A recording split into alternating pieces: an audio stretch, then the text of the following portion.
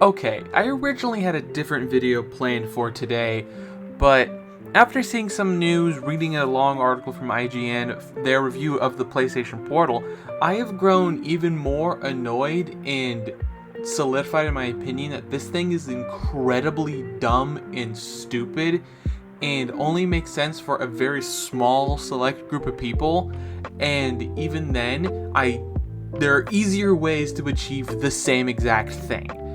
So, to get into it, I'll run through the specs and give you some talking points from the article, and so you can understand where I'm coming from. The device weighs about 1.20 pounds. It has Wi-Fi and PS Link. It can remote play and maybe game stream in the future. It costs about $200. It has about 4.5 to 5 hours of battery life, very similar to the Nintendo Switch, depending on the game. And the Steam Deck can't even compare in that case.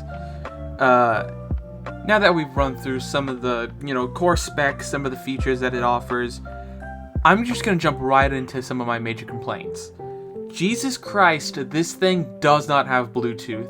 And for a mobile device that you are expected to play, in like a coffee shop, a hotel, in the same room as somebody else, you're expected to use literally $200 earbuds that don't even come out until like February of next year, or any other PlayStation Link enabled headphones, which is frankly insane to me. The cheapest headset I think is like $150, and it's like the official PlayStation one, which is not the worst headset I've ever seen or heard from, but it is completely unreasonable to expect you just purchased this $200 device and you can't even use headphones with it. I should be more clear about that. You can't use specifically wireless headphones with it. You can use wired headphones, but come on. Everybody uses wireless headphones mostly nowadays, but people do have wired headphones. For Christ's sake, I'm actively using wired headphones while I'm recording this.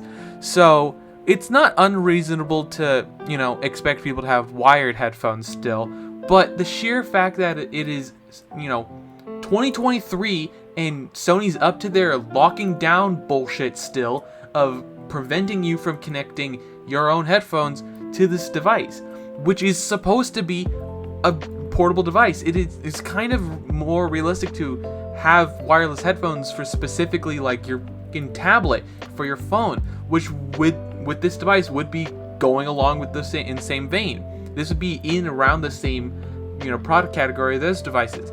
To expect the person who just purchased this device to go out and also buy fucking earbuds that are around the same price just because you decided to lock down Bluetooth and say, no, we're not doing Bluetooth, we're only PlayStation Link, is kind of ridiculous. I can't realistically understand any argument that says Bluetooth would negatively affect the experience.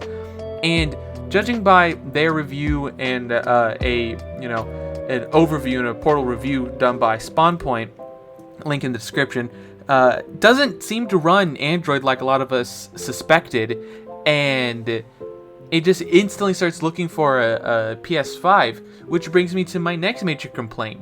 This thing is basically just the Wii U gamepad sold separately, and the only way this thing works at the moment is you need to have a PS5, which is recently saw a price increase to $550.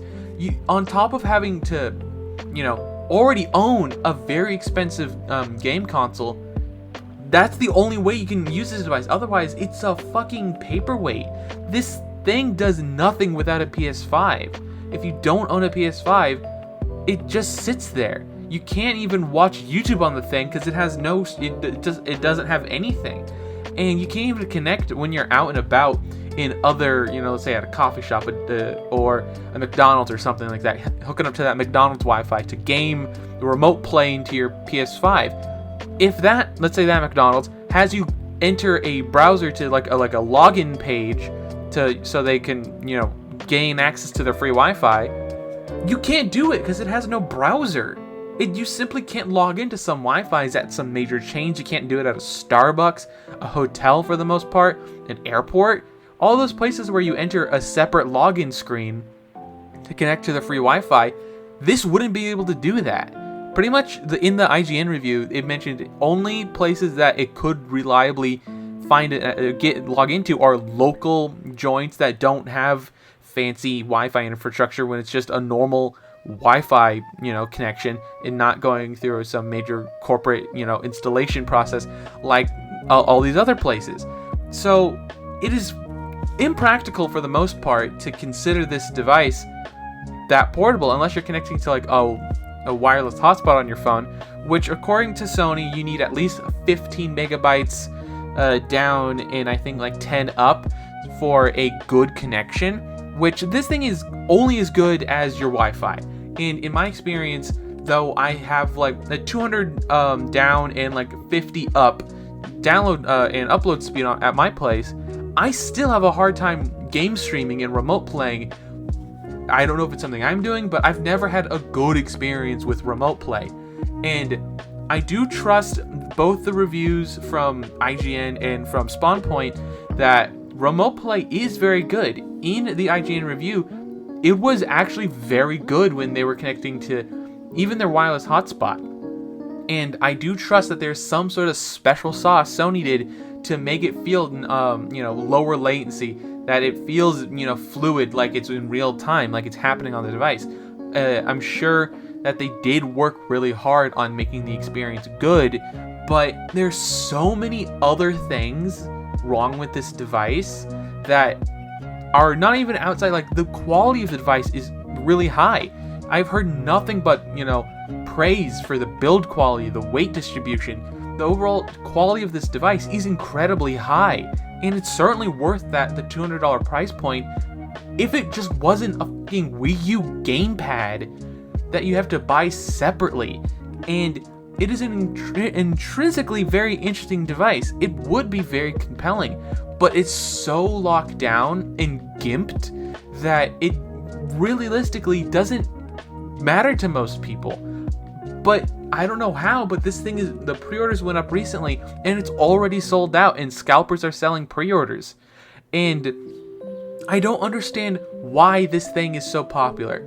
Please let me know down in the comments if I'm just missing something, but I don't understand this at all. This device is so incredibly dumb for its initial concept. Even if it eventually gets game streaming, you can't even rely, that's also heavily dependent on your area. What is somebody in rural Oklahoma gonna do when they have shit tier satellite internet and they have always like a 700 fucking ping in CSGO? They can't reliably use this with their PS5. They probably have awful internet to their PS5.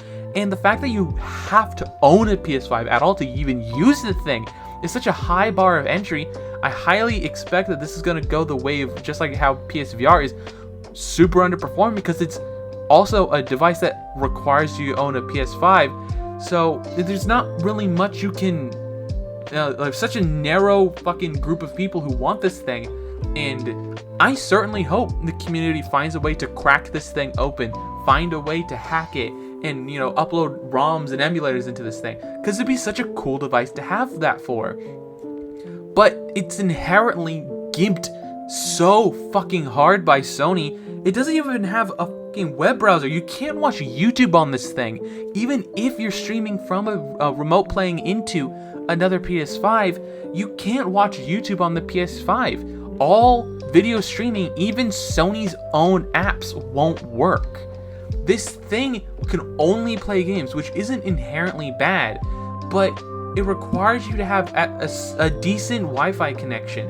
I wouldn't say decent, an okay Wi-Fi, a reliable internet, something that isn't either going out or speed is inconsistent. It just requires you to have a stable internet connection that is at a reasonable speed, which isn't something everybody has. And not to mention that the massive requirement of already owning a PS5. This is a product that was such a narrow market that I do not understand how it is already sold out, its pre-orders, without barely any reviews being out there for this thing. It's simply put, it just doesn't make any sense. The only thing that does is what it's selling for at $200. if it wasn't so gimped or held back in so many ways by Sony, $200 is a great price point that is underserved. The only people in that price point is Nintendo with the Switch Lite. If Sony had a device that could play classic PlayStation games, it could play PS Vita and PSP games. You didn't need to make new games for this thing. Just give it an option to play some games locally, or you can, have them connect to the PS5 and remotely download lower power PlayStation 1 games, PS2 games, PSP, PS Vita games, because it would make so much sense. It doesn't have to 100% be game streaming or remote playing, because it's simply unrealistic to always expect somebody to be connected to the internet or have a PS5 in the first place. It feels so limited when it could be so much more. And it should live up to the acronym PSP. The name literally shortens to PSP. This could have been PSP 2 or PS Vita 2. Like, it could have been so much more than what it ended up being. This whole thing is just a tale of wasted potential. And let me know in the comments down below what you think. Do you agree with me that this thing's incredibly dumb? Or do you think it's actually a super cool device? I would genuinely love to hear your arguments down below. I'm in the comments constantly. So don't forget to leave a like, comment, and subscribe. And don't forget to become a member today. We have 2 pricing tiers, $3 and $5. And don't forget to have a wonderful day. Deuces.